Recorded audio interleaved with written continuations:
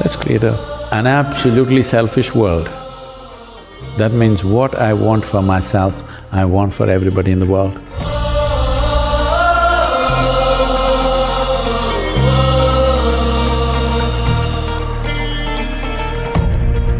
Since the dawn of humanity, we the mortals are obsessed with something during our youth. It's a question, it's a burning question that what is the truth? What is the reality? What is behind the curtain of life? Why are we born? Why do we grow up? Why do we die? Where do we go? And if at the end, if we have to die, then what's the point of all of this hustle and bustle and this jigsaw puzzle of life where you have to go through pain, pleasure, you have to win, you have to lose? We've been struggling through with this question for generations, and then we are bestowed upon oracles, prophets, saints, gurus, and then in an awe and in a shock, we ask them questions. We want to listen to their answers. We want to soak in their wisdom, only for the pursuit of truth. From Buddha to Krishna, from Moses to Muhammad, peace be upon him, we have been exploring, delayering, experiencing truth in different shades. On one hand, we have this quest for the truth which unites us, but on the other hand, it's the answers that divide us into religion, sects, and fractions. And there have been many extraordinary people who've come to this world and who have an access to the window of the unseen. People who've had the opportunity to interact with them have been privileged. And I must say, every single one of you sitting here today is privileged because we have the presence of Sadguru with us.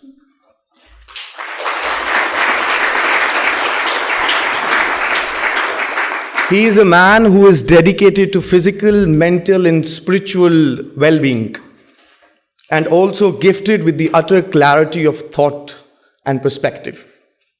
His areas of involvement diversify from architecture to visual design to painting, poetry, driving, aviation, sports, and music.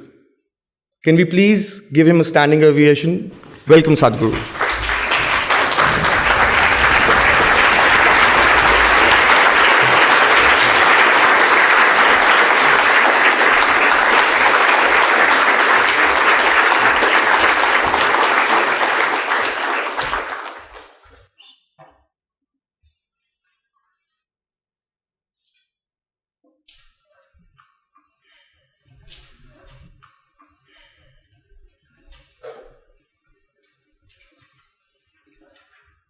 Jananam sukadham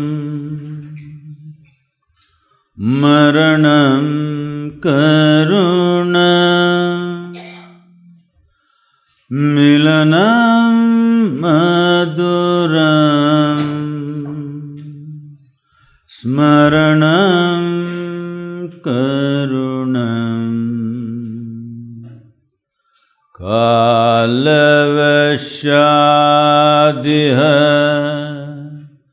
sakalam karunam samayadipate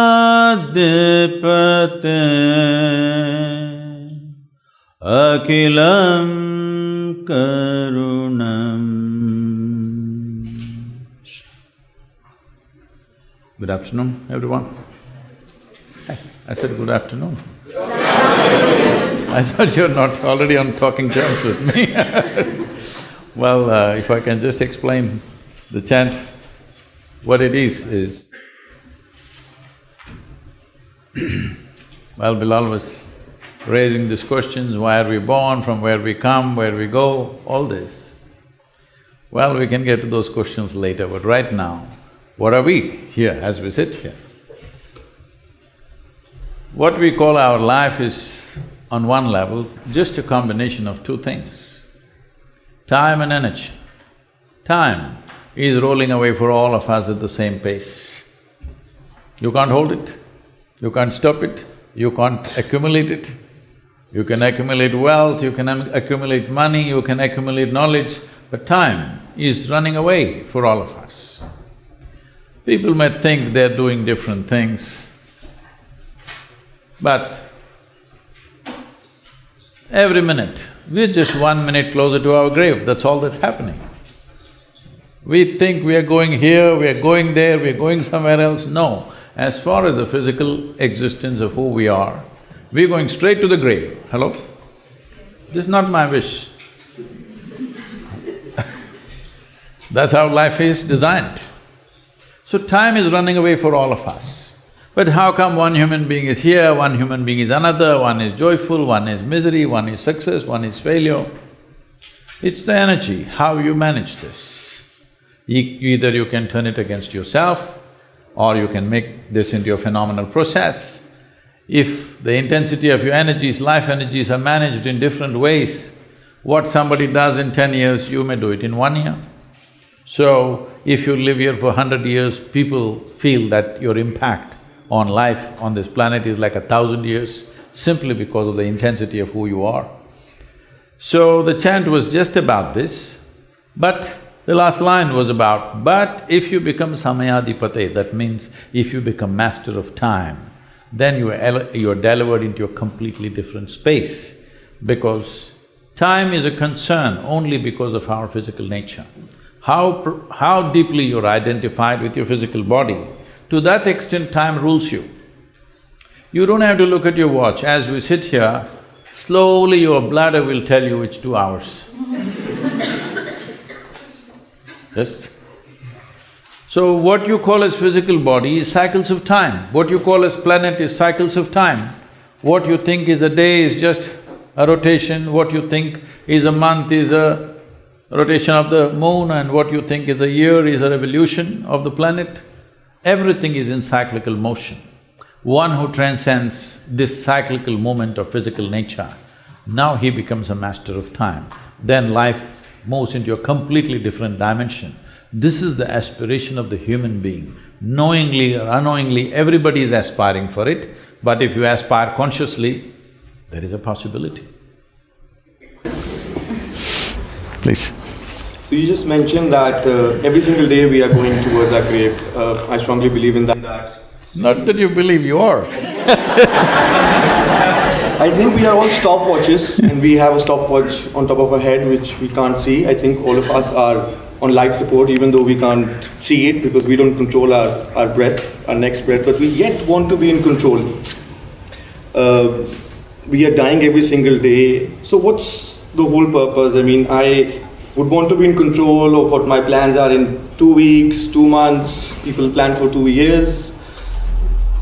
What's the whole purpose then? What's the purpose of planning? Purpose So that… of trying to control when you don't control when you come in and you don't control when you go out. No, you could control when you go out. When you come in is not your business, somebody else did that. That also somebody planned, all right? They planned, it was their plan that you must come in at this time. But when you go is your plan. You can plan, isn't it? But people who come under, car accidents, they have not planned, it just happens.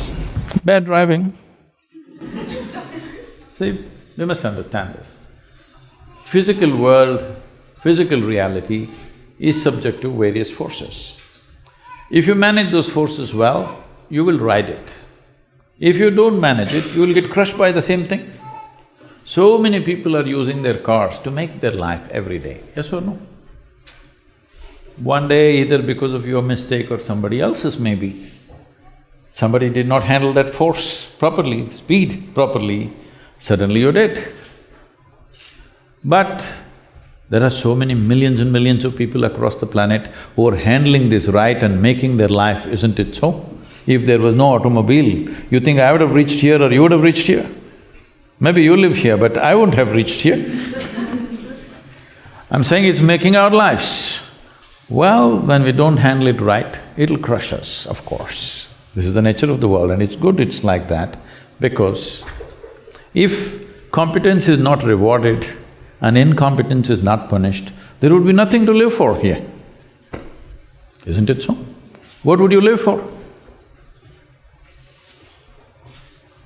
So if I'm sitting on a plane and the plane crashes, I'm not controlling that. It is 737 then.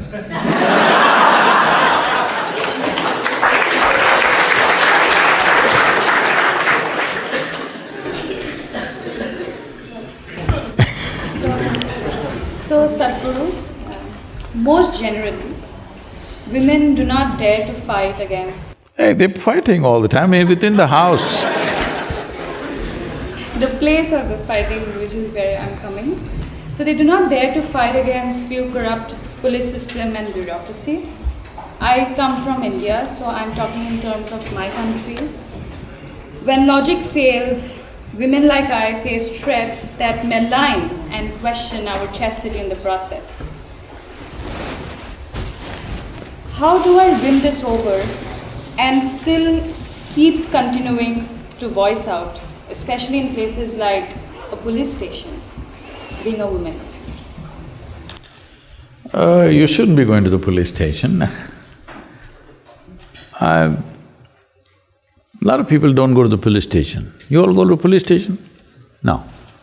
Well, either somebody did something wrong, so you went to report it, or you did something wrong and you got a ride, free ride.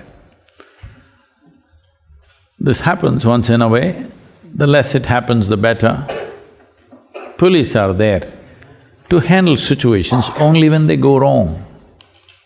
How often in a society situations are going wrong will determine how often we're all going to the police station, isn't it? The idea of civilization is to minimize that. We've not been able to eliminate that, but we must minimize that our life situations don't lead us to police station, prison, hangman, whatever. It shouldn't go there. But unfortunately, we've never managed to create a society where nobody goes there. Somebody is always going there. How much percentage of people are going there is the important thing. Anyway, for your information, India is one of the least police states. Okay, for the amount of population you have, the number of police you have is very minimal. Most people never go to the police station, they sort out their issues in the village, in the town by themselves. Well, in United States, for example, if a mosquito bites, they'll call 911. In India, it's not like that. Even if a tiger comes, we try to deal with it ourselves. And about what you are saying about police, whatever your experience, that's not true everywhere. Police have come a long way in India. But you must understand the systems of policing in India. I'm not trying to criticize anybody, but the systems of policing in India largely come from the British era. When the English were there, they created police to control people, not to make them safe, but to control and oppress people. That was the purpose of the police at that time. But the same training processes, actually same training institutes are still training our police, same systems. So still many of the police have still same attitude, that they still think they're an occupation force. The freedom has not entered their… as an idea has not entered their head. Not all of them, much has changed, but still there are some. So you may face something, it is on the way out. You have to bear with it because when a nation goes through centuries of occupation, the hangover of occupation remains in people's minds. That has to go, we have to work it out.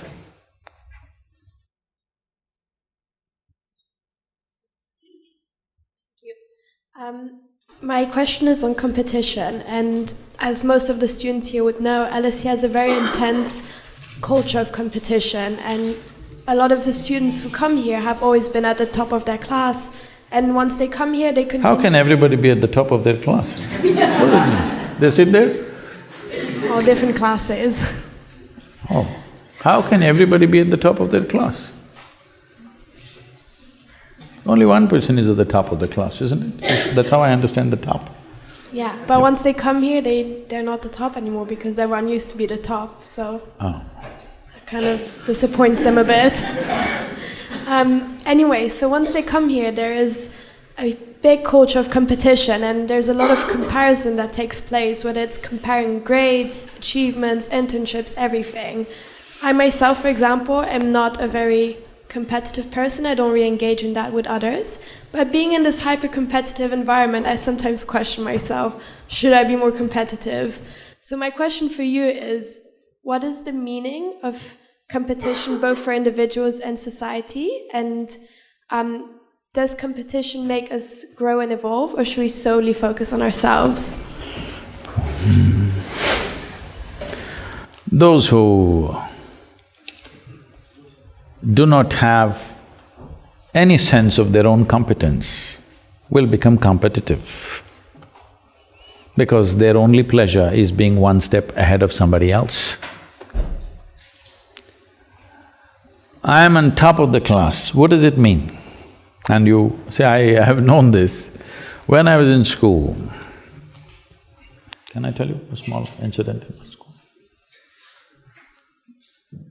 I went there only when it's really necessary. So, I remember, I don't know, maybe at this level you're not, but in schools maybe it's still there, I don't know the practice. It always was a yellow-colored card. And every month this card is given to you, your report card. And I see some children are strutting around because they are first, second, something. Some are sitting in some corner and crying, they're afraid to go home, I don't know what they got. As far as I was concerned, it was given to me, I just took it and gave it to my father. I never once opened and saw, because I thought this was a transaction between the teacher and my father. I was not going to look into that. And I was quite certain what would be there in it, as far as the numbers are concerned, because it was always 6 zeros. Because I never wrote a single word in the test paper. That was a rule for me. But apart from the 6 zeros, the teachers wrote some literature in my report cards. So I give it to my father, he opens it and he just blows up every time. I just look at him, what happened? Just a card between… I don't know, it's some… I thought it's a love letter from my teacher to my father, but he blows up every time he sees that. Because why I'm saying this to you is, being better than somebody, if it's a pleasure for you, you enjoy other people's failures. I call that sickness. It's not sickness. You, as a life, you want to be at your fullest. You have a right to be. Every life in creation, from a worm, insect, bird, animal, even a plant and tree, all striving to their best, isn't it? You also. But why are you concerned whether somebody is behind you? Why is that so pleasurable for you that somebody else is less than you? From early kindergarten levels, this sickness has been brought into human mind, which is causing so much unpleasantness on the planet, such ugly situations everywhere, but we don't seem to learn. So we've created schools where children are never graded. We're looking at them as individuals, what we can do to evolve them to their fullest possibility. Now the problem is this, all life has happened like this. What do you think? You think a blade of grass is less important than an oak tree in the garden? Hello? You think so? Only a fool would think so, isn't it? Hello? But that's what we're doing, we call this education, we call this competition, we call this society. No, very stupid way of handling things. Because the important thing is, for what you have come with, will you blossom to the fullest human being or not? This is the only question.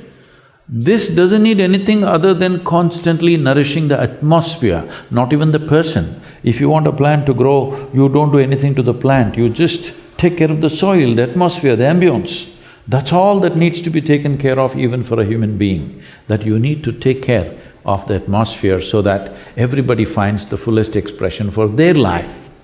The moment you think you want to be better than somebody else, You've gotten sick in some way, and this sickness has permeated into the world in a huge way, and we think this is the way to become, to achieve something in our life. So if everybody is lame, you're a little faster and you think you're doing fantastic. You'll enjoy other people being crippled. Yes? Hello? If your entire life is always sitting on top of everybody else, you will enjoy other people's incapabilities, isn't it? This is not good for you, this is definitely not good for humanity. My question is on pain and stress.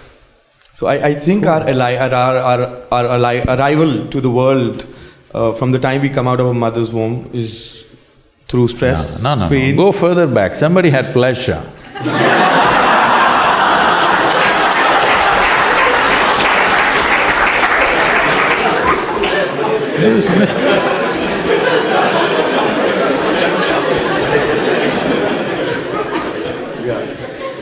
And even a mother, when she delivers, in spite of extreme pain in the body, you see mothers are delirious, ecstatic.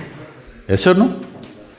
Tears of ecstasy, they're all dripping, though physically they've gone through an enormous amount of pain.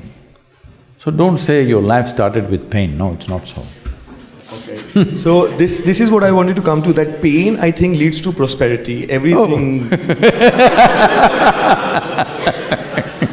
I think pain leads to prosperity, and in life if you have goals, they have a price tag that includes pain, hard work, resilience. And when this is the case, then why do a lot of people shy away from stress? Because on an individual level, up until I am alive, I want to achieve goals, and it will come with a lot of stress and pain. And then I can rest when I'm below, because I'll spend more time in the grave than I will outside the grave. Do you think this is the right mentality, or what is your comments on this approach? This is a sure way to mess yourself up. This is a serious mistake a whole generations of people have done, that if you study, how should you study? Hard. You must study hard. If you work, how should you work? You must work hard. Why didn't they tell you, you must study joyfully? Why didn't they tell you, you must work lovingly? No, you must do everything hard, and then you complain. You complain about everything in life because you're doing everything hard. There is substantial medical and scientific evidence to show you, only when you're in pleasant states of experience does your body and your brain work at their best. Is that important for you to perform any activity in life well, that your body and your brains are working well? Hello? Is it important? Tell me, if you're stressed and anxious, does your body and brains work at their best? Our body can get immune to it, and that is how, like in the gym, when I stress my muscle, it grows when it breaks. So like that, we can also get ourselves immune. No, even if you joyfully run, climb a mountain, play a game, still muscle will get well. Hello? So under stress, it would get better, it would break and then it will build better together. No. See, stress means you're always finding more and more exotic words for this. Somebody says stress, somebody says tension, somebody says anxiety, and goes further, all right? There are many names. There are some 72, 74 different kinds of mental ailments so today that they've identified. Lots of exotic names. Essentially, it's just this: your intelligence has turned against you. Once your intelligence is turned against you, no power in the universe can save you, that's all. If your intelligence was working for you, would you keep this blissful or stressful? Please tell me. You make your choice, I'm going to bless you right now. If your intelligence was functioning for you, what is your choice for yourself? Blissfulness or stressfulness? What you want for your neighbor may be debatable. We are neighbors elsewhere.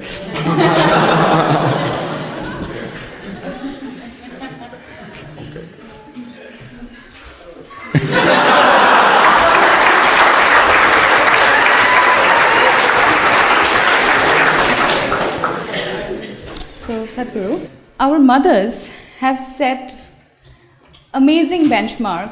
The moment you say mothers, Yeah. they're giving a sound ambience of babies crying. Oh, okay. Perfect. That's the halo effect, I think. Yeah. So they've set quite a big benchmark of being an ideal wife. However, I, or girls of my generation, feel that we cannot be as good as wife as my mother has been, or our mothers have been.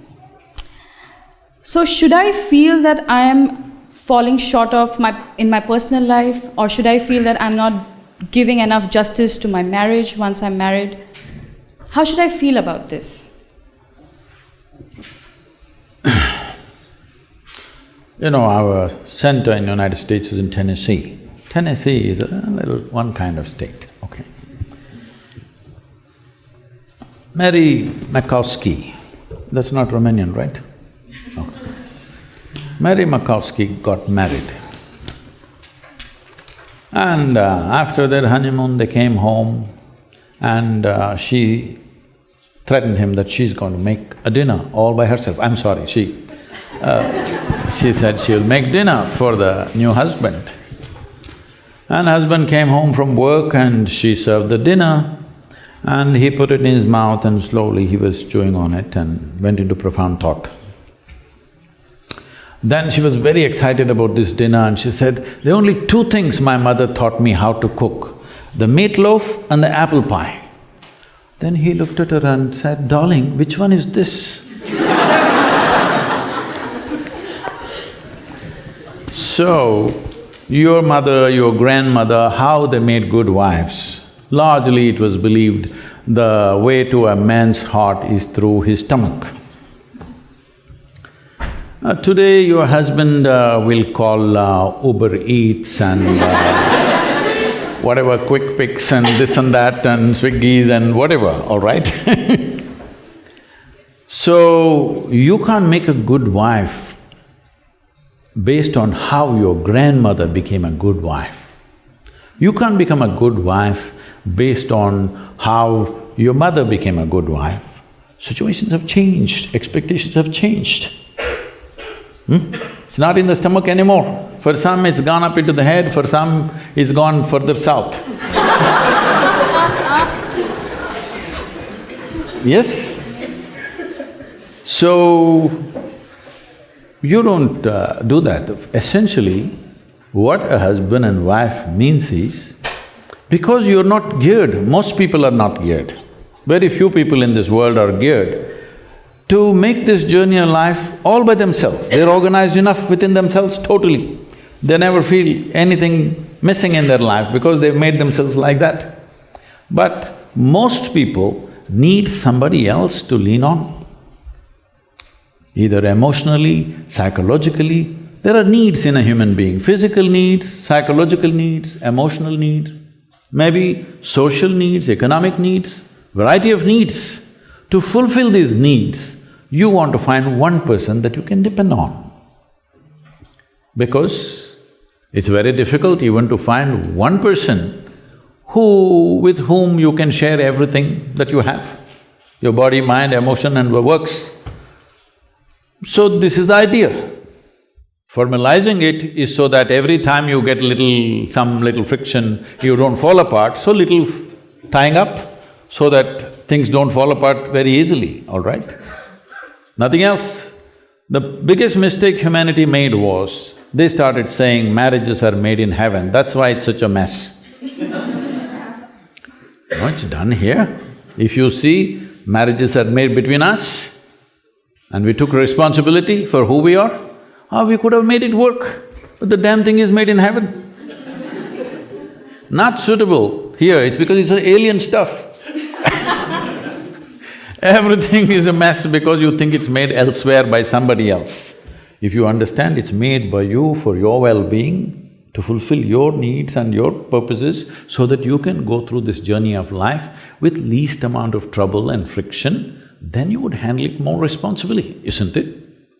And according to contemporary needs, not how your grandmother did her marriage, You can't do it that way because expectations and situations have completely altered themselves. So, if you hold somebody who is your friend and who is your need, you must understand. You are in this relationship because you need. Maybe the other person also needs, but that's from their side. As far as you are concerned, you made this relationship because you need it badly, isn't it? If you understand and you're always grateful for this, that somebody is fulfilling all your need, you would handle it well. You wouldn't make a misery out of it. But now you think somebody else needs you, then you will make a mess out of it. You understand, you need it. Well, the other person also needs to understand he needs it. Now there is a cohesion. If you think, oh, you need me, so I'm going to exploit you. No, this is not about you squeezing happiness out of somebody or they squeezing happiness out of you. If two happy people meet, then there can be something wonderful happening between them. But you are a misery and you think somebody else should be the source of your happiness, well, it'll multiply. Can I quickly add on this, because I think we share the border and the culture. I can relate to what she's saying. So I think what she meant is that our mothers have put certain expectations, and that is, as men, what we have seen as well growing up. And that is what I think is, as even younger generation, we are millennials, but we've seen our mothers treat our fathers in a certain way. And maybe as men, we also do expect that now. Whereas she, as a woman, is not… Yeah, for me, I cannot do what you want, huh?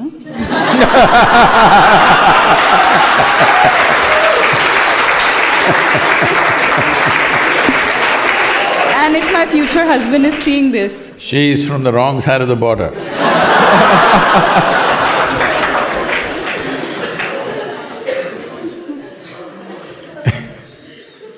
Well, see, this become a habit in everybody, that everything, the shortcomings that we have, we would like God to take it, usually. That's why people invented somebody up there. Everything that I do wrong, it's God's will.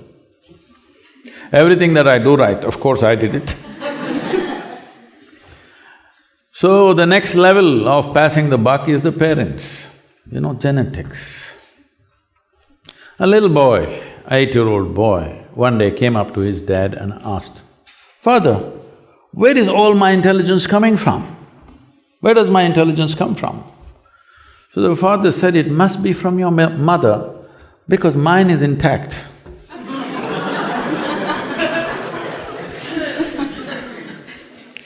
So, everybody wants to pass it somewhere. This is the most fundamental thing. If you want to blossom as a human being, this is the most fundamental thing, that you understand. For everything that you are and everything that you are not is fundamentally your responsibility. All the things that you are, all the things that you are not yet, only if you say, I'm responsible, you will explore the full depth of possibilities that you hold. Otherwise, I got bad genes, so what can I do? God is, sitting and standing, you guys are talking God, this is happening everywhere, in different ways, in some cultures more, some cultures less. Whenever something doesn't happen, God's will. This has to stop. This is my fundamental mission. Religion to responsibility. Only when every human being sees, for all the damn things that we are and all the things that we are not, we are responsible, we could become a great society, a great humanity, a great generation of people. Otherwise, everything that we do, of course, very proud of that. Whatever we could not do, how convenient is it? If that is not invisible, of course, parents, next level. No, you must understand this. Whatever has come to you, whichever way it's come to you, still what you make out of it is still yours, isn't it? Hello? Whole lot of people, even if you bowl a googly, they hit a sixer, some of them. You know what I'm talking? Even if the worst ball is bowled to you, you still make much out of it if you know how to do it, isn't it? A whole lot of people, when the worst possible situations were thrown at them in their lives, they have risen into phenomenal human beings, haven't they? Yes. Huh? You have examples, Mahatma Gandhis, Nelson Mandelas, many like this all over the world at different levels. These may be famous ones, but there are many unknown ones all over the place, isn't it so? In every society, there are many men and women like this. When the worst of situations were thrown at them, the best came out of them. But others complained, others pointed fingers at somebody else, some took it upon themselves. Look at nature and see, if you throw the worst kind of filth to a flowering plant, see, this is what comes out. If you throw filth, fragrance will come out. Should this not be your intelligence too? What world throws at you is not your choice. Something gets thrown at you.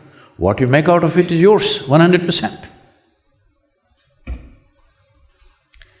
Sadguru, I think we today live in a society that is very goal-oriented, and we constantly… Sorry. Sorry. I'm the one who's losing my voice, not… And I think we constantly look for numbers and tangible things to prove our achievements. And I think that people get so obsessed with their end goals that they forget to enjoy the process.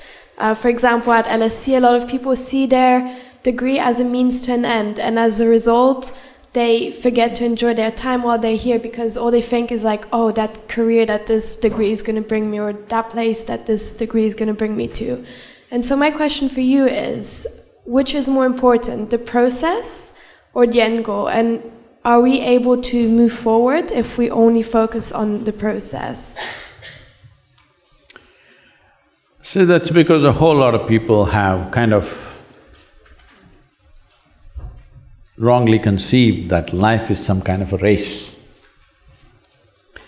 If life is a race, of course you must win. If you win, what should happen? You must get to the finish line first.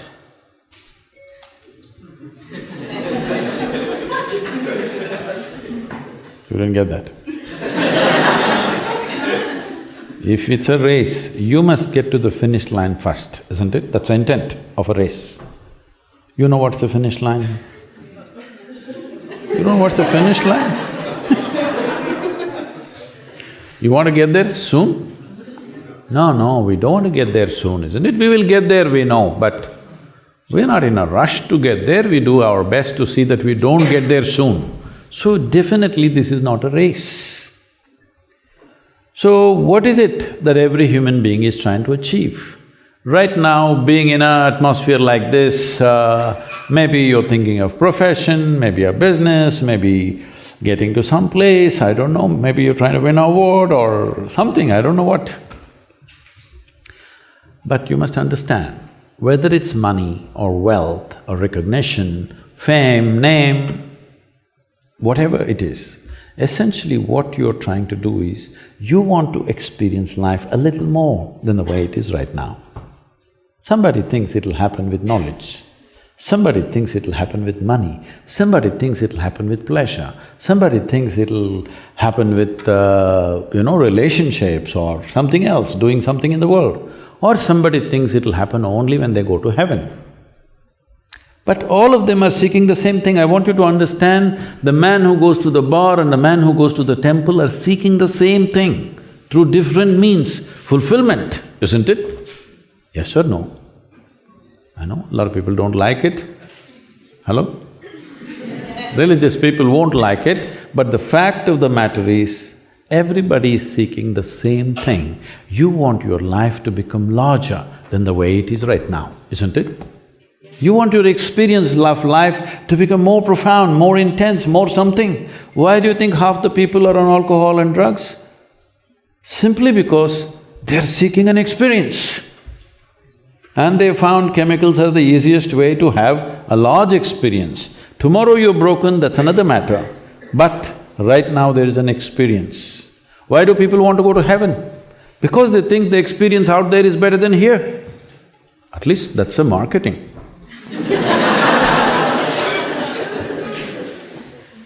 That's what the advertisements say, at least.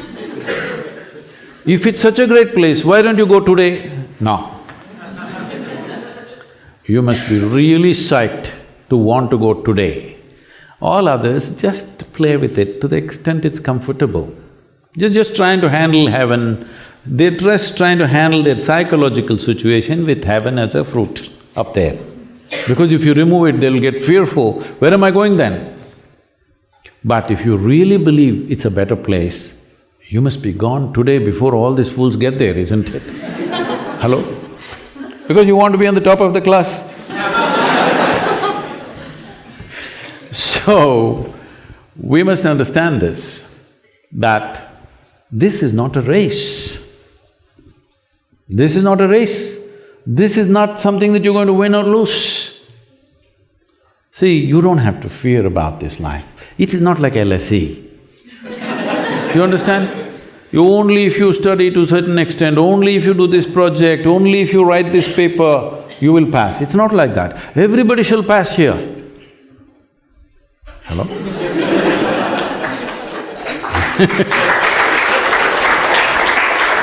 This is not unfair like LSE. Everybody shall pass. Only question is, how profound is my experience of life, isn't it? How do you make it profound? That's a question. Right now, suppose I'm saying, just for example, suppose you start seeing something more than everybody else is seeing, would your life become somewhat profound compared to others? If you start hearing something more than others are hearing, would it become profound? Yes or no? So essentially, it's enhancement of your perception which makes you profound. So to enhance your perception, you drink, you drug, sexuality, food, this, that, a million things, success, money, destroy the whole damn planet just to make your experience little more profound. I'm saying all human experience, misery or joy, agony or ecstasy, anything or anything, everything comes from within you. Is it so? Hello? Yes. The stimuli may be from outside, but both pain and pleasure comes from within you, isn't it? If you just take charge of the fundamental process of what generates experience within you, the seat of your experience, if you sit there consciously, you can create any experience you want.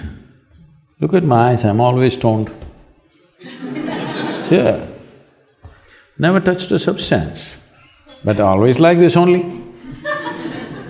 People wonder, how is it Sadguru, 18-20 hours a day, non-stop, 7 days of the week you're going on, you don't go crazy, how is it? Because I'm stoned all the time. Nothing seems to bother. Stoned on what? Please tell me. Is this human mechanism the most sophisticated and complex chemical factory on the planet? Is it? If you were a great manager of things, would you create very pleasurable chemistry or a messy chemistry? Because you had decided you want to make it hard. If you were a good manager of things, would you make a pleasurable, enjoyable, ecstatic chemistry, or would you make miserable chemistry for yourself? What would you do? Pleasurable, but… Ecstatic. Yeah. Yes. But the world wouldn't agree to that, the world would throw its own… Why should the world agree? Yeah. I'm blissed out. They don't agree, that's their problem. No, like, the world will still throw its struggles and They challenges. do, of course they do. Especially if the world is throwing things at you, is it not all the more important that you're blissed out? Hello? Of course. Especially the world has not necessarily by intention, they've become like that. Simply. Not necessarily because they hate you, simply people are throwing things at each other all the time. Especially when you're living in a world like that, is it not very important?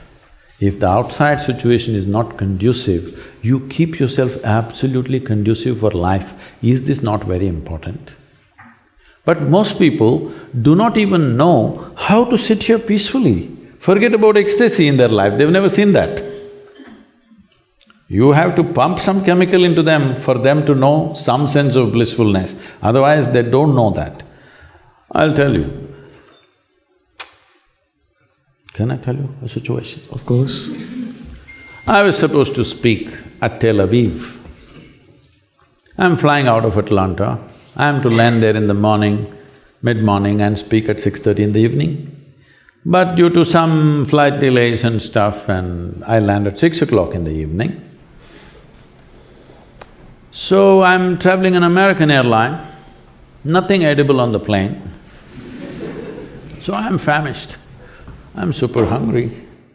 But I land at 6 o'clock, so I quickly change in the airport and I'm rushing to the venue because in this 37 years, as I said earlier, in this 37 years, I've never been late to a single event yet. So, though sometimes in a day I'm in 2 different countries, in 3 different cities, things like this, still I have not been late. This will take a lot of work because I don't want people who come on time to feel like idiots, isn't it? People who come on time must be honored. People who come late must be made to feel like idiots. But right now in most of the events, people who come on time are the idiots, people who come late are the important people. Isn't it so? Unfortunately, social situations have become like this. So I'm rushing to the venue, and when I land at the venue, to my amazement, this doesn't happen at all to me, I am speaking at a fine restaurant. When you're this hungry, just the place to go. Then I walk in, people are already coming in, they're greeting me, and one man comes up to me and says, "Shalom." I ask him, "What does it mean?" He says, "This is the highest way of greeting." I say, "That's your opinion, but what does it mean?" He says, "No, this is really the highest way of greeting." I said, "Fine, what does the word mean?" He said, "It means peace." Then I say, "Why is peace the highest way of greeting unless you're born in Middle East?" In South India, if you come in the morning and say, "Peace," I'll say, "What's wrong with you?"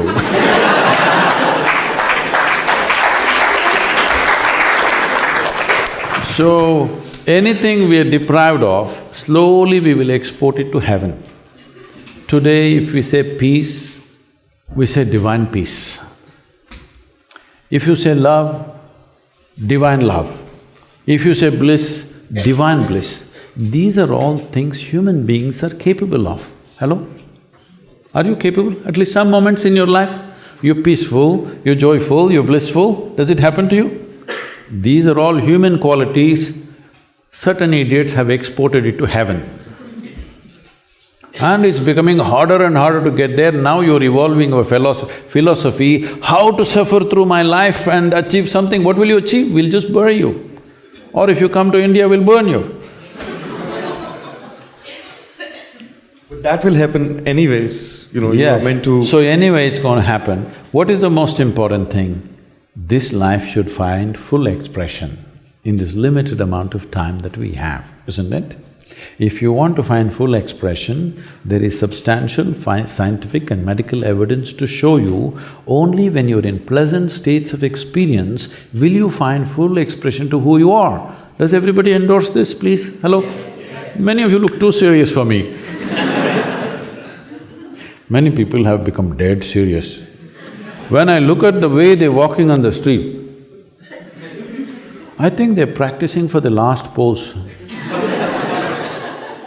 Please, I want to tell you, the last posture that you will have in your coffin or in your crematorium or wherever, believe me, it comes naturally. You don't have to practice it all your life.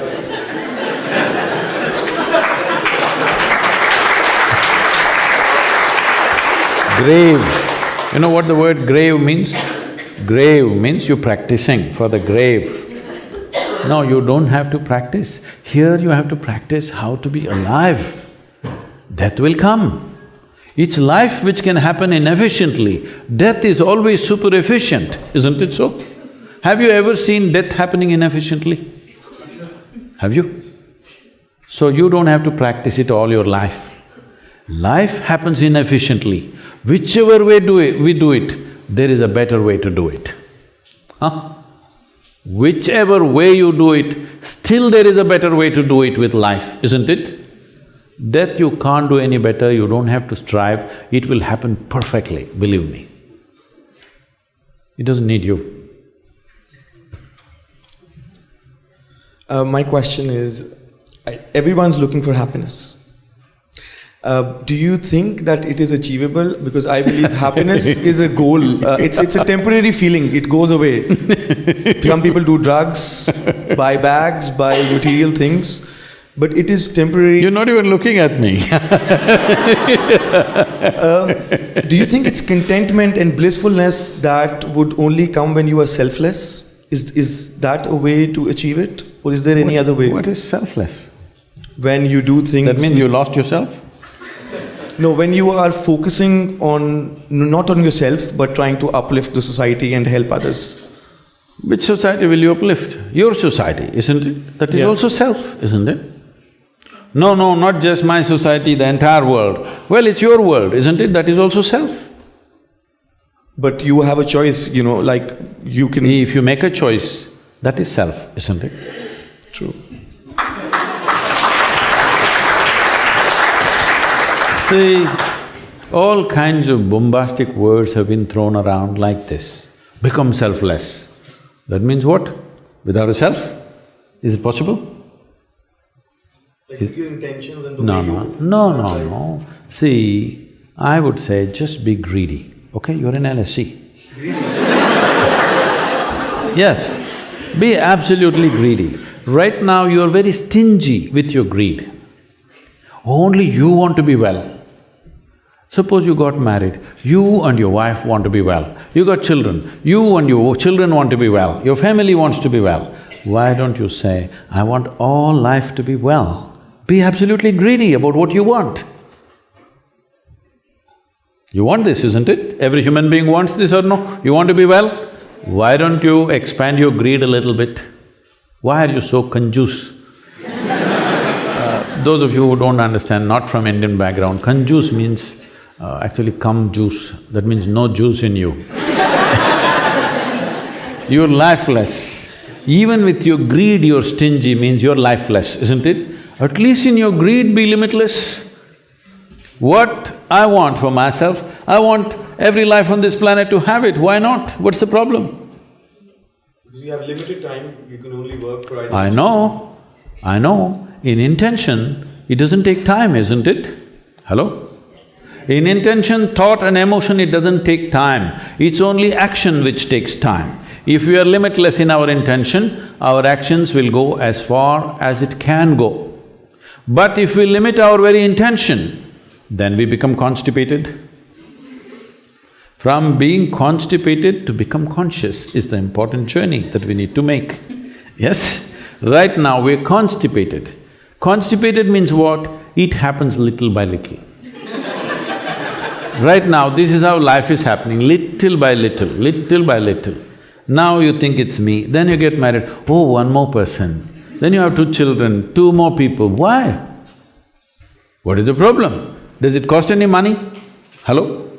Does it cost any money to sit here and think, whatever the best I want for everybody in the universe? Does it cost you anything?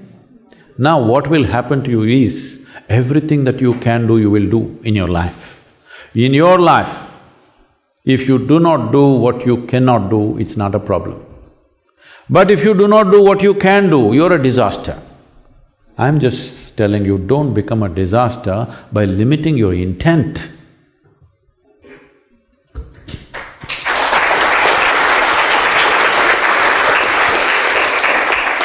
Sadguru, we will talk a bit about what's going to happen. Closer, if you… We will talk a bit about what's going to happen soon, the Indian elections. Oh. So the last election was about Achhe Din, good days to come. This time it's about India-Pakistan conflict. So… India-Pakistan not in conflict, No. just little love affair. The love-hate relation. Blow hot, blow cold, blow… Yes, yes. So few of us here are second-time voters. A lot of them are first-time voters. How do you think we should approach this? How do you think we should see this election coming, and how do you think we should decide on that? Is there a certain matrix or anything that we can use in order to understand our own decision-making for our elections, being millennials? You're asking me to make the judgment for you. No, I'm asking if you could… So this is one thing. Suppose in India, I give out a call, vote for this party or this person. I may be able to move maybe 50 million to 100 million votes. I will never do that because the idea of a democracy and the idea of secret ballot is that every individual will think for themselves and vote. On 18th of April, I'm getting back all the way from United States just for one day to vote and again come back here. Wow, we should… And my daughter is in London at that time. I told her, you have to come back. So she's traveling just for one day to vote. So she asked me, whom should I vote for? I said, I won't tell you. Today, there is information everywhere. It's your business to access some information, what's happened in the last 5 years, should we give them one more chance or not, is something that you have to make up your mind. That is the beauty of democracy, that even somebody who may be just 18 years old, who's not done anything else in their life yet, even they can decide the future of the nation, isn't it? If I tell them, all of you vote for this person or this party, this is just feudalism in the name of democracy, isn't it?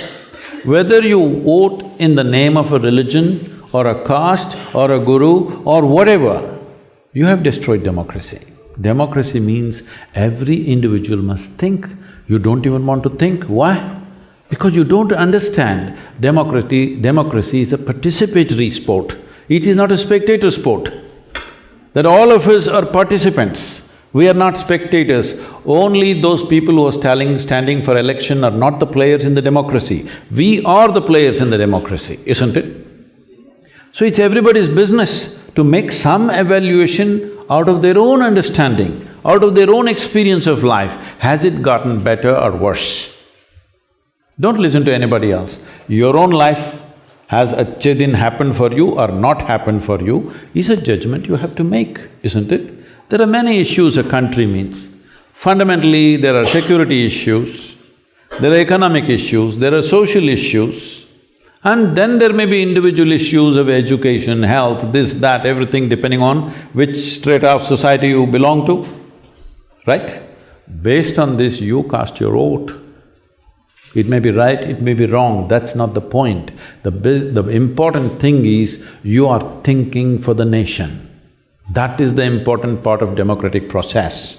In Tamil language, democracy means Jananayakam. This means people are the leaders. You are the leader. It is not that somebody else is a leader. You are the leader. You are only asking somebody to represent you as a leadership, but you are the leader. That's what it means, democracy. So please be a good leader for the nation.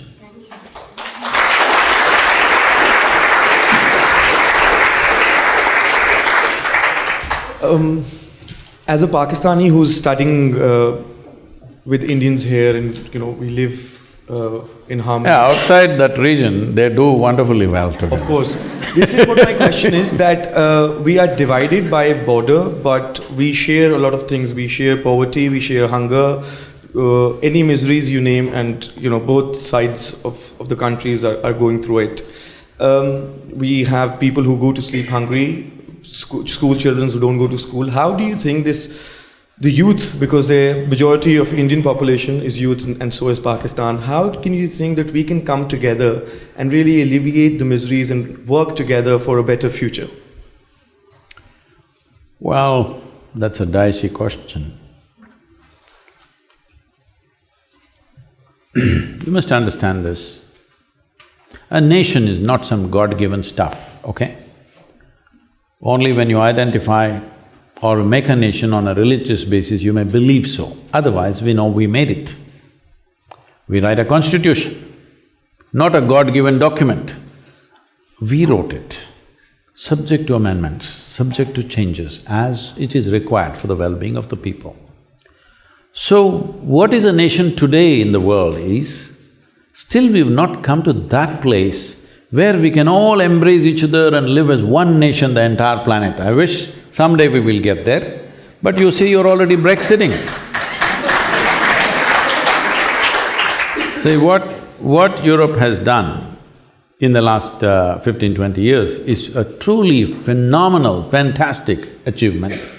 After World War I, World War II, nobody ever thought the Germans and the French and the Italians and the English could come together. Nobody imagined. Could you have imagined this in 1945? I'm asking you. No. But you achieved this European Union. It's not a small thing. Don't think it's just an economic arrangement. It's a huge evolution in human consciousness. Yes or no? Yes. But now you're Brexiting. You can say whatever, people have voted for it, all right? People have chosen because for some economic reason or some other fear of immigration or whatever, all right? I'm not trying to blame anybody for that, but I'm saying, similarly, this India, Pakistan, Bangladesh, this whole region, including Sri Lanka, Nepal, everything was like one nation. Though politically we were bit different nations, there were times when we were over 200 different political entities, but still we were one nation in culture, in many different ways, in our transactions together. But whatever reason, there's no point doing a historical postmortem and blame this person, this situation, that situation. It's happened. Somebody drew lines without considering the geography of the land, simply across rivers, across villages, across mountains, simply somebody drew lines, the kind of lines that you cannot defend, the kind of lines that needs constant engagement to keep it safe between the two nations. And above all, see, one thing that we need to bring, if young people, all of you, if you are interested in the future of this world, we've still not come to that place where people can just live out of their consciousness, living their religion, their heaven and stuff and all that. But we must do this much in your generation, the coming generation must do this much. Religion should be a personal pursuit for people. Those who wish to, they pursue personally their own stuff. But this ambitious way of approaching that, my religion should conquer the world, must go. This is one achievement you must do in the next 25 years, otherwise with the kind of technological advancements we will have a massive disaster on this planet, isn't it? The days of the sword are over. The days of the sword are over. Now if we continue with the same attitude, we will have a supermassive disaster which will not benefit anybody for that matter, okay? Will not benefit the planet, will not benefit any creature on this planet, everybody will be hurt because of this. I'm saying, one thing all of you are getting educated in premier institutions, one thing you must carry home, wherever you go, whatever religious background you come from, make everybody understand, your religion is your personal pursuit, do whatever you want, all right? You look up, you look down, you look whichever way you want, it's up to you, all right? Don't tell me where to look. Yes? Don't tell me where to look. Don't force somebody else that this is the way or that is the way. If this one thing goes away, India, Pakistan will settle because culturally there's so much engagement, okay? I would say there was a South Asia conference in Dubai which I recently attended, but just at that time there was a terror attack in India and we had to insist that all Pakistanis drop out of the conference and it happened unfortunately. I was looking forward to that engagement, but they had to drop out because this thing happened. What this is looking for is, we are all pushing for this, that South Asia region, which means India, Pakistan, Nepal, Sri Lanka, Afghanistan, Bhutan, Myanmar, these geographically one thing. We're looking at something like EU. Politically you can still be different, you can do whatever damn religion you want, but economically, if we come together, we were the most prosperous part of the world at one time. That is because we operated as one at that time in many different ways. But today, there is no way, everybody is trapped in their own little boundaries. So this is one thing we should push for. If you want to push for this, the most important thing is religion becomes just purely a personal pursuit, never a national goal or a global goal. It is actually a global goal right now. It should just be personal pursuit, never a global goal. If you do this one thing, India, Pakistan, all these nations and many other nations coming together will become a reality.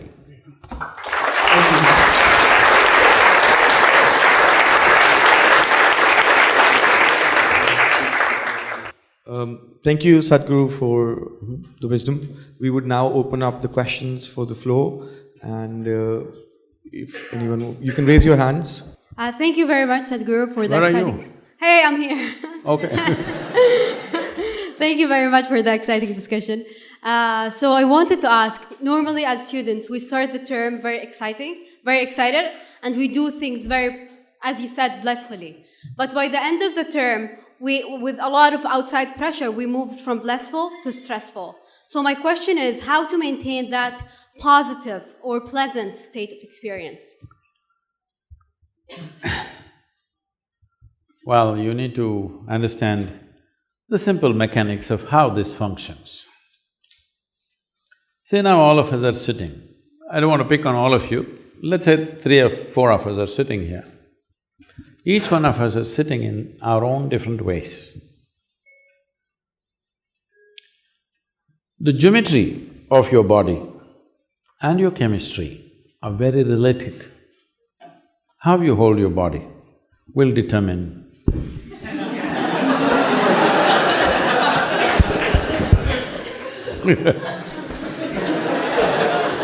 I'm a quick learner. this also. No. So, the simple thing that we need to learn is, we become conscious of how we hold our body, how we breathe, how we walk, how we move, and also how our thought, emotion, other things function within us.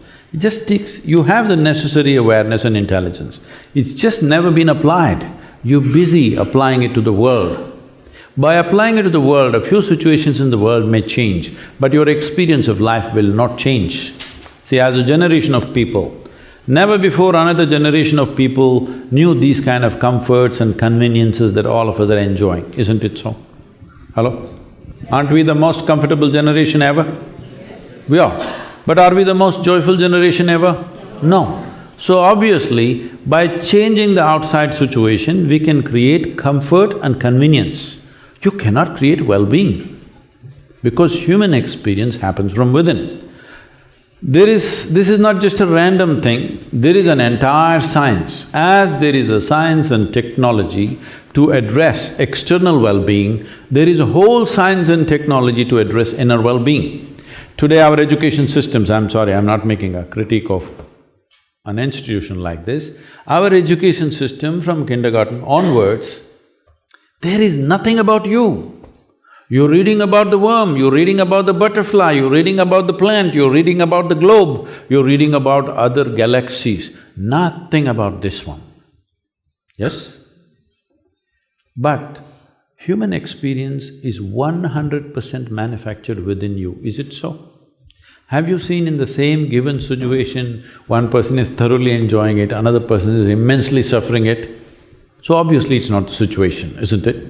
You can do whatever you want. Because they did not handle it properly, they invented heaven. Okay. Heaven means what? Should I go into this? No. Anyway, everything is fantastic out there. That is the marketing. Why nobody wants to go today? Because they don't know if it's really there. When somebody believes that it's really there, they will do totally dastardly things. All others, just a little psychological, hold on. Food is best.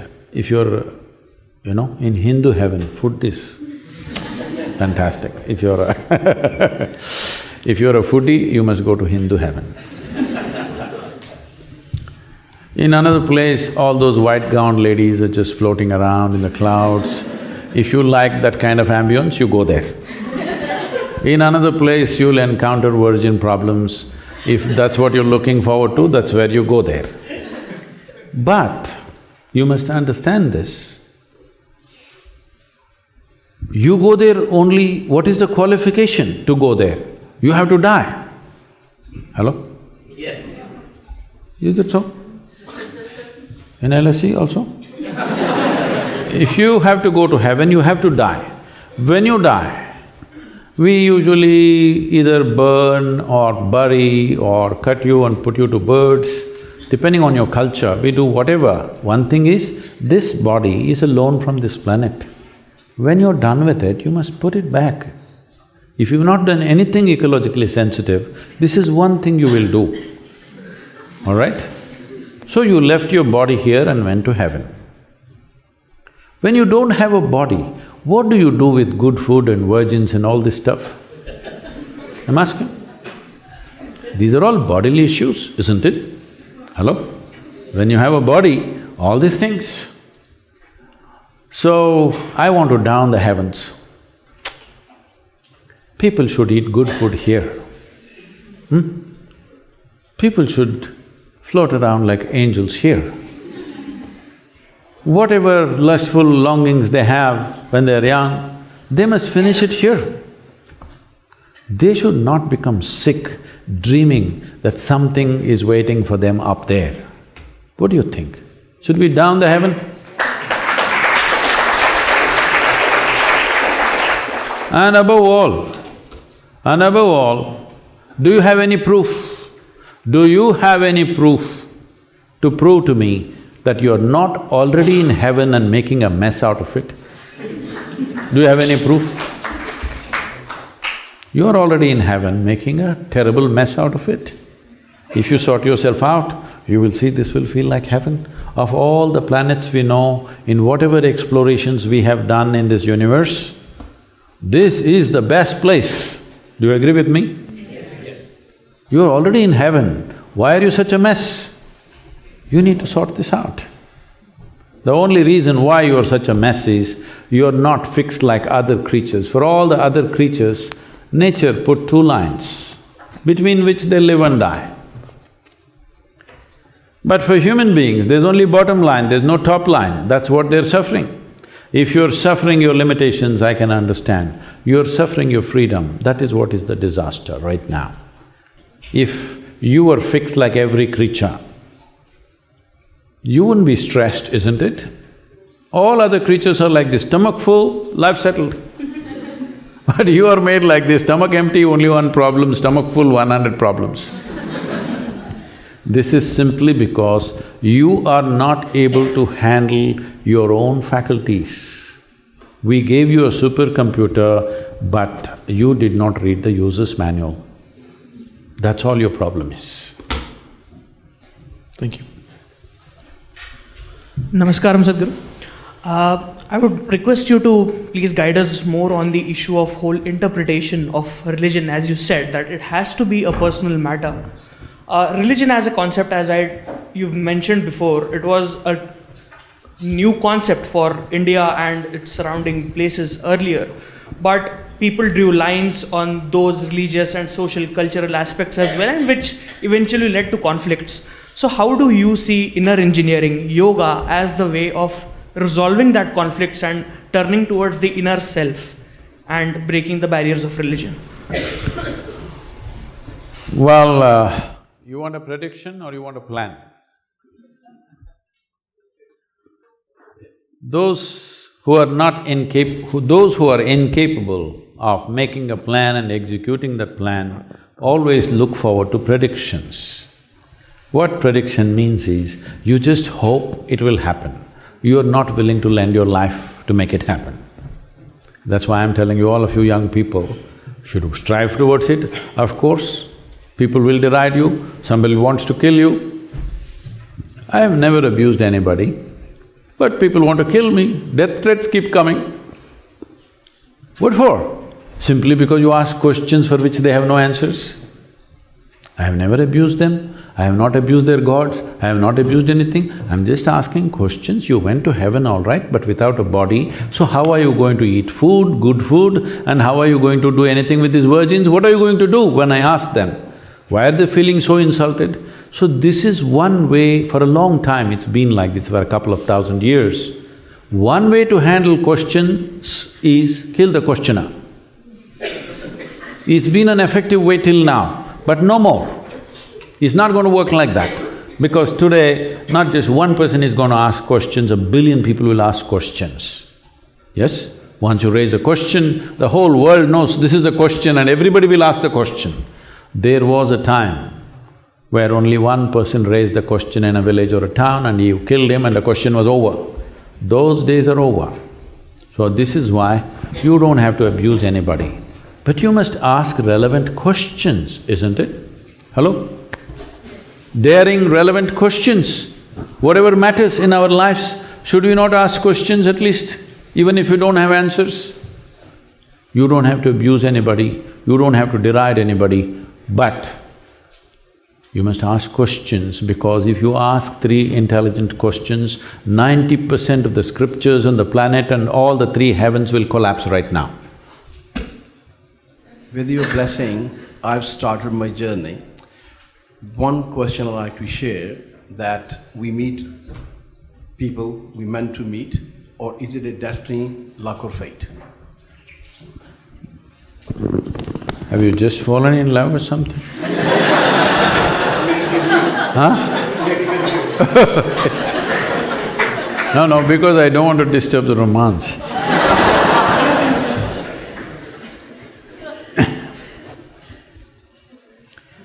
See, look at it this way. Since you woke up today morning, till this moment, let's leave the sleeping time. Since you came awake fully, from that moment to this moment, your body has been doing its things, isn't it so? Physical activity is happening, both outwardly and inwardly, happening or no? That's why we're alive, it's happening. Mental activity has been happening. Emotional activity is happening, energy activity is happening. How much of these 4 dimensions of activity did you perform consciously from the moment you came awake till now? How much do you think? What percentage? What percentage? Well below 1%, believe me. When you perform activity consciously, less than 1%, over 99% is unconscious. Everything will look accidental, isn't it? Everything looks like divine intervention. Because 99% of the time you're unconscious. Do one thing. When you drive today to wherever you drive, 99% of the time, close your eyes and drive. You will see how many people you will meet.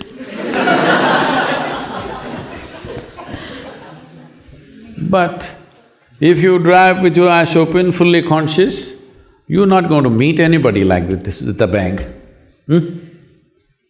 Things will happen in a completely different way. How conscious we are will determine how much of your destiny you determine. How unconscious you are determines how much of your destiny is accidental. Everything that's accidental, we want to attribute it to some other force elsewhere. No, this must stop. We must understand, it is we. Is there no other force? Of course, you didn't make the creation, nor did I, all right? You did not create this creation, nor did I create this creation. There is, but that is a different dimension altogether.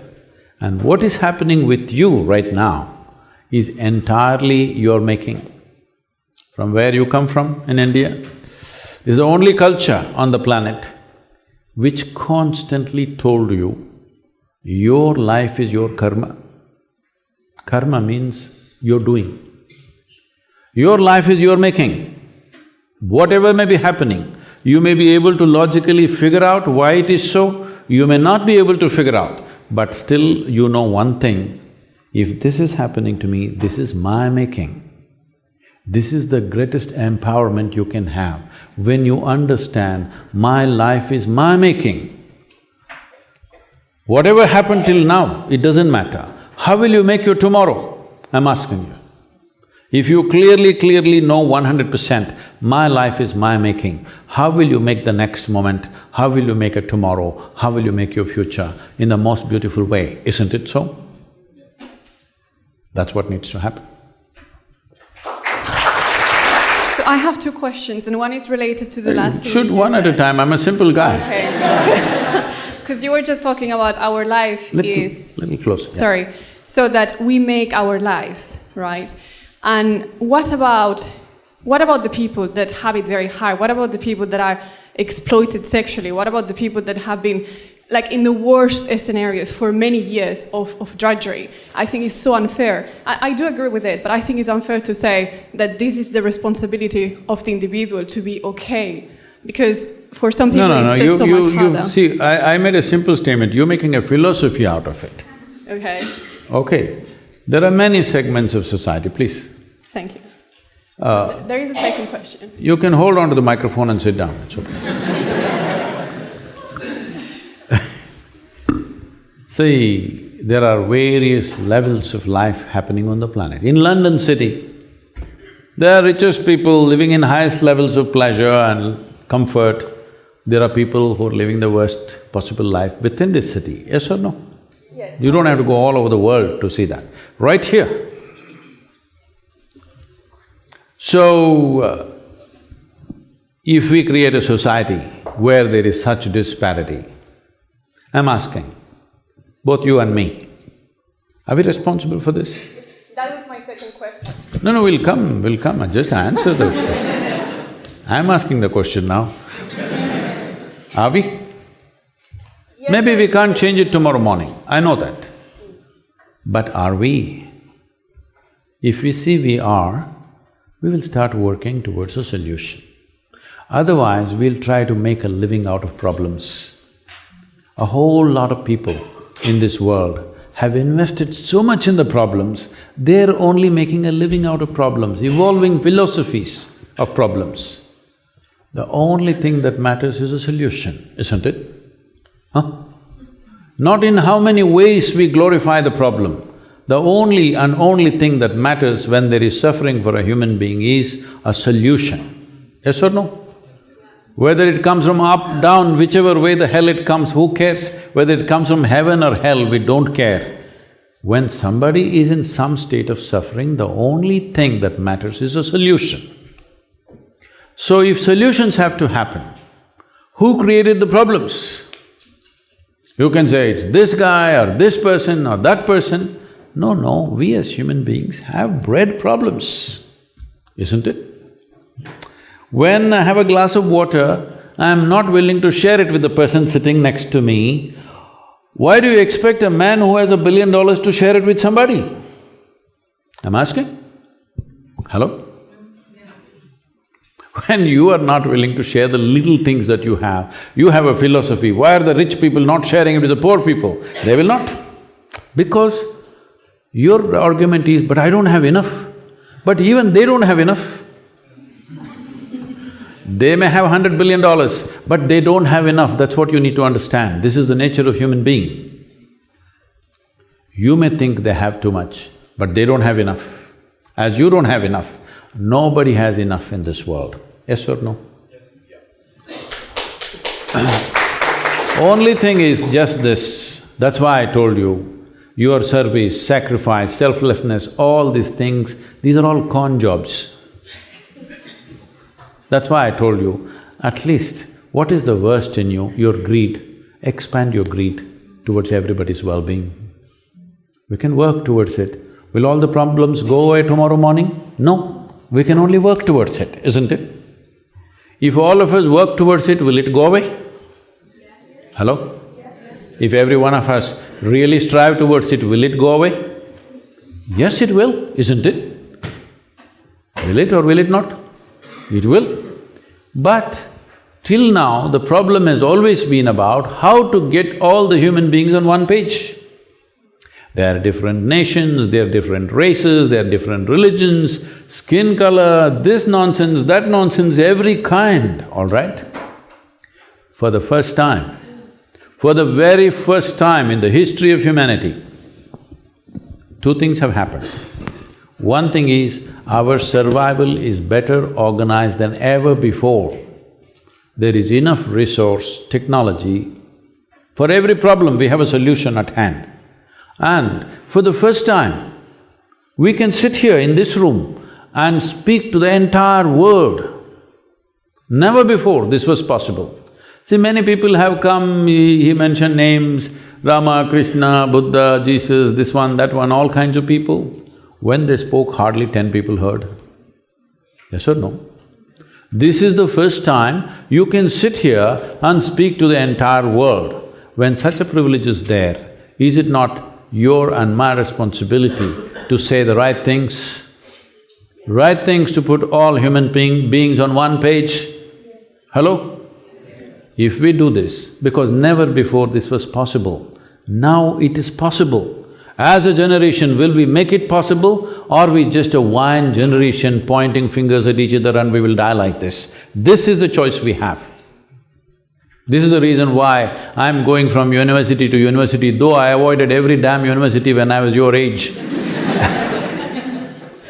Now I'm going to university because this is an opportunity which is for the first time in the history of humanity, that if we want to change something, we can, because we have the resource, we have the technology, we have the capability, and we can share this with the entire world.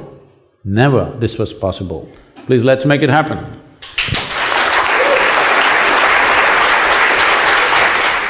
I love what you said about we want to blossom as human beings. A little closer, please. Oh, sorry. We want to blossom as human beings. That's how we find fulfillment. I'm actually nervous talking to you. But with new opportunities also comes fear and self-doubt. And I'm wondering, how can we navigate these very strong forces in order to reach our fulfillment, I guess, and our potential? See, there is you, there is a world. Or let's say there is you and there is the rest of the existence. Those forces you cannot ignore, they're all there. I want to fly away, can I fly away? No, there's gravity which holds me down. Like this, in every activity, in every possibility, there are forces which support us, there are forces which hold us, there are forces which rise us, there are forces which put us down, all kinds are there. You ever been surfing?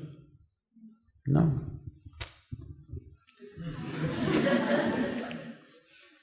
Okay, if you go either windsurfing or hang gliding or ocean surfing, somebody rides the wave. Somebody who doesn't figure it out gets crushed by the same wave, isn't it so? Hello? Somebody just riding on the wave, somebody else drowning beneath the wave. Same wave, isn't it? What is the difference, do you think? Somebody figured it out. Somebody did not pay enough attention to figure it out.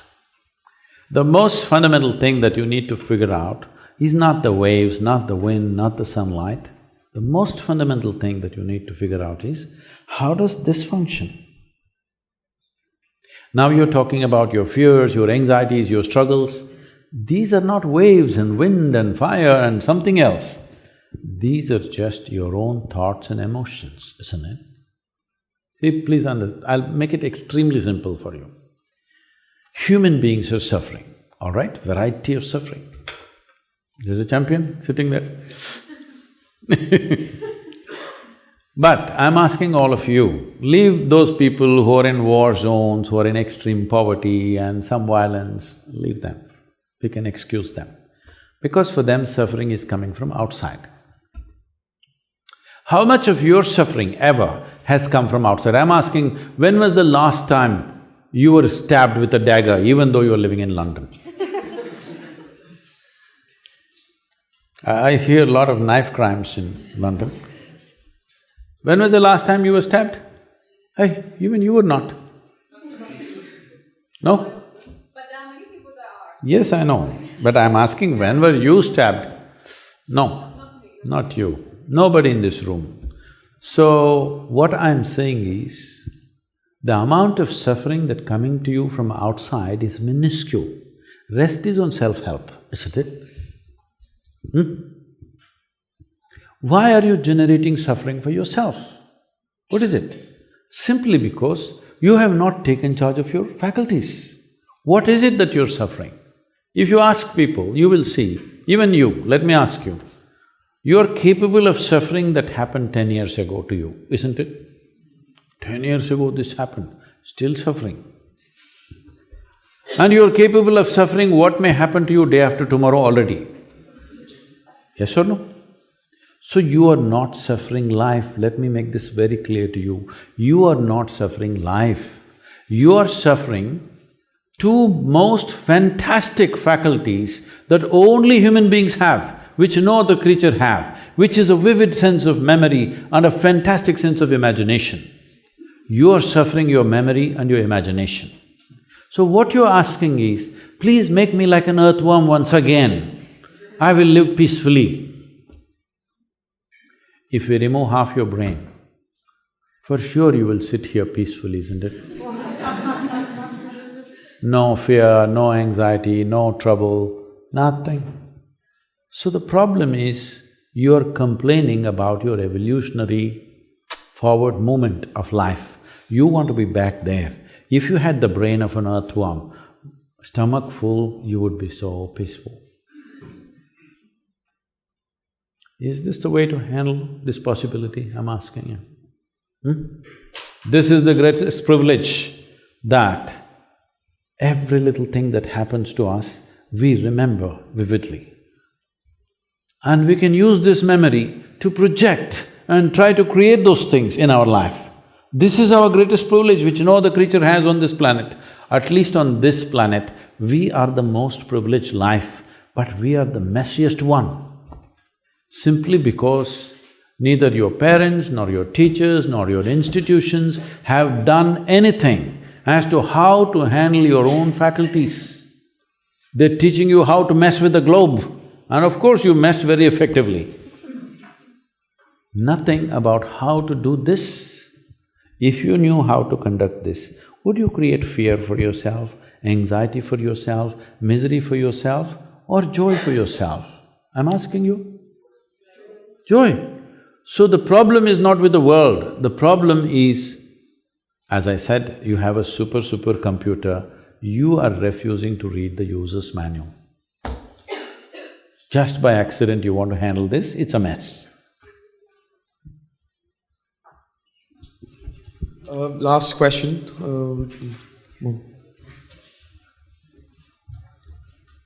Hi, thank you very much. I'm extremely impressed, and I have a request, one request and one question. First, I will put forward my request. So, we want to be the lucky ones who are in the same room to experience the vibe and aura that Ranveer Singh did when you danced with him. So, would you do that for us here in LSC? Guys, I want you to clap if you're up for it.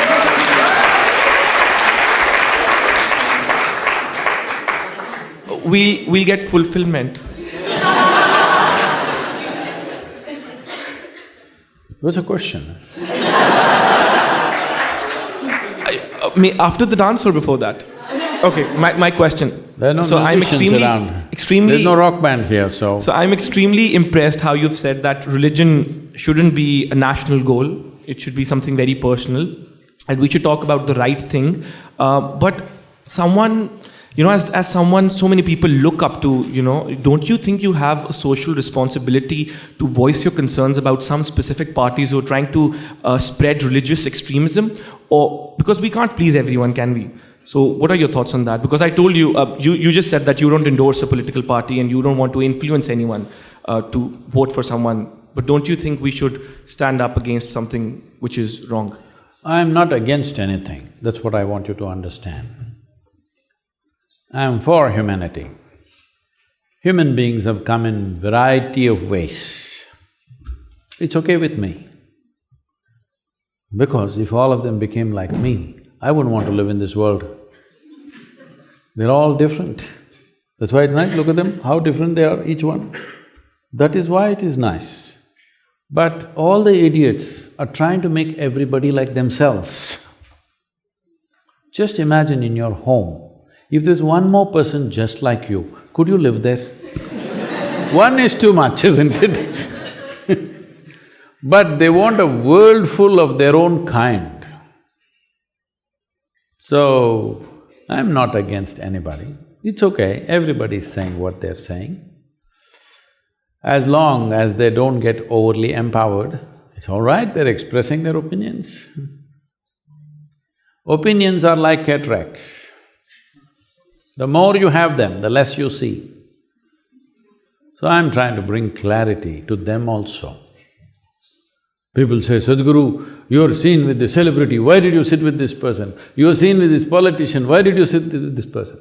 I say, see, for the last 22 years, I've been working in the prisons, both India and United States. I'm constantly with murderers, rapists and all kinds of people. They're also okay with me. Because human beings do all these things. The question is only, will we as a generation create a situation where human beings can evolve into a higher possibility, or do you want to shoot this one, hang that one, do that, do this, is this your solution? Believe me, those people who thought they are bringing solutions forcefully always cause the worst kind of situations on the planet. Yes or no? Those who believed that they're bringing a solution forcefully, they did the worst things, isn't it so? Those who believed they were going to send you to heaven, they did the worst things. Those who believed forcefully they will level everybody and bring equality, they did the most horrendous things on the planet. We don't want to make the same mistake. I want you to understand, those mistakes are no more affordable with modern weaponry and modern technology. Those mistakes are no more possible on this planet. If we commit the mistake of what… I'm not supposed to mention these names, what Mussolini's, Adolf Hitler's, Joseph Stalin's and whatever the religious nutcases have done, if we attempt the same thing in 21st century, we'll finish the whole humanity. We cannot afford that anymore. So the only way for all of us to progress is that whatever I think of you, we accept you for who you are right now and see how we can all be on the same page, at least on a few things. We all want health, we want all of us want to live joyfully, peacefully, at least on these things we are on the same page. Well, you worship that god in the east, I worship this in the west, somebody worships something else, somebody else doesn't worship a damn thing. It's their choice. Let them do whatever. But the important thing is, human needs, fundamental human needs are this.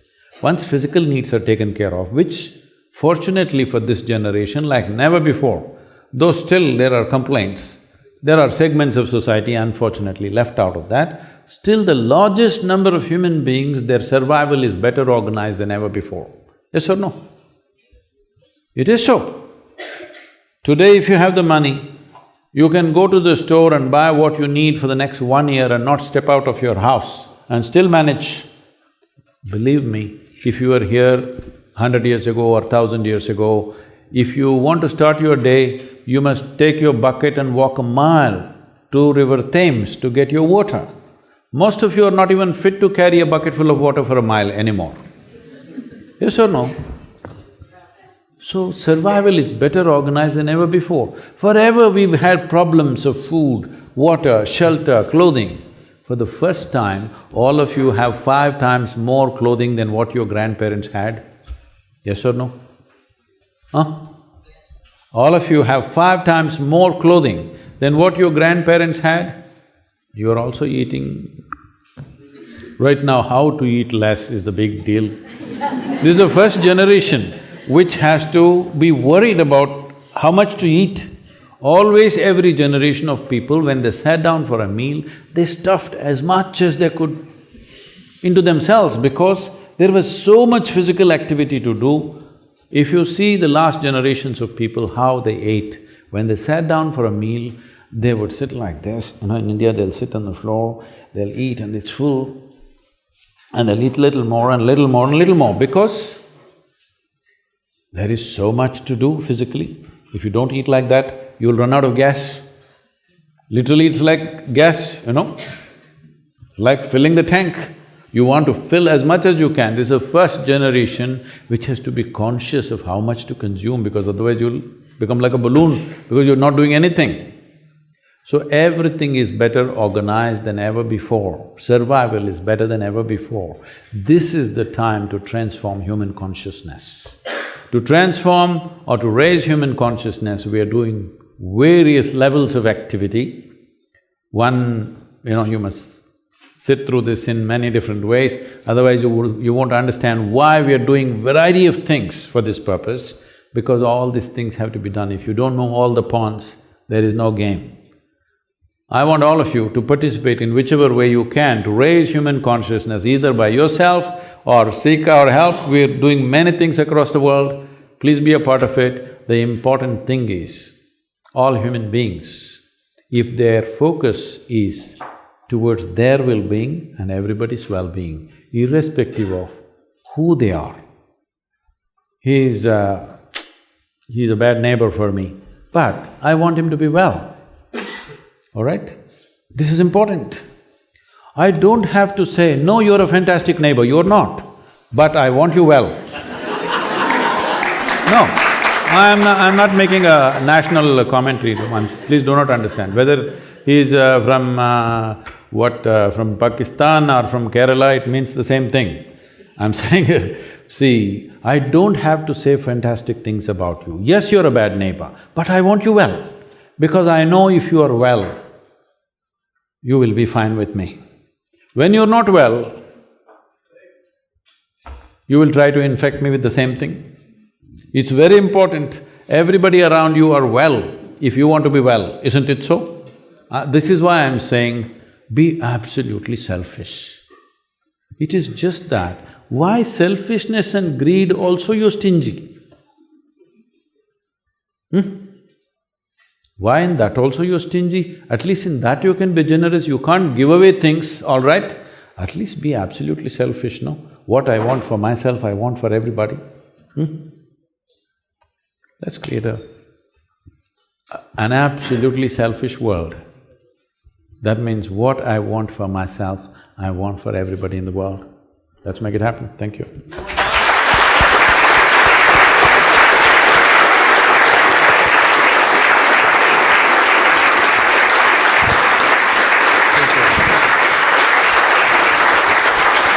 One request. I saw you were beating your foot like this. No, I was just testing if it can hold me, but So would you like to entertain the request? There's no music here, please. Okay, that's fine, that's fine. Thank you thank you very much, Sadguru. Thank you.